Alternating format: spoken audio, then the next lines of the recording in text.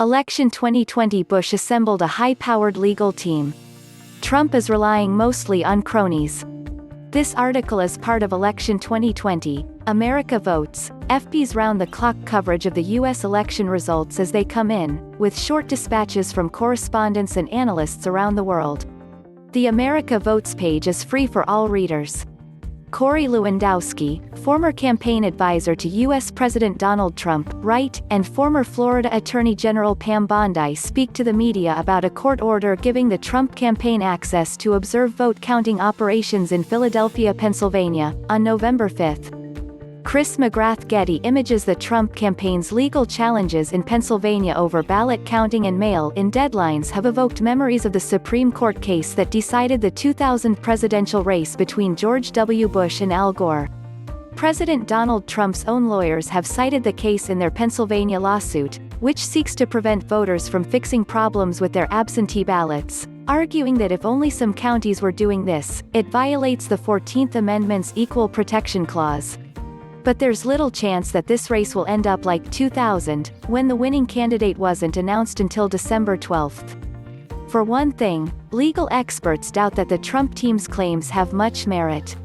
Also, Trump's legal team looks nothing like the formidable group assembled by James Baker, the architect of Bush's legal strategy.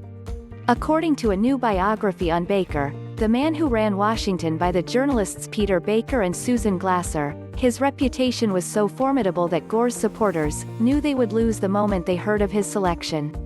Bush's legal team included 3 future Supreme Court justices, John Roberts, Brett Kavanaugh, and Amy Coney Barrett, as well as Ted Cruz, now a U.S. Senator, and John Bolton, Trump's former national security advisor. But Trump has struggled to attract such an all-star cast.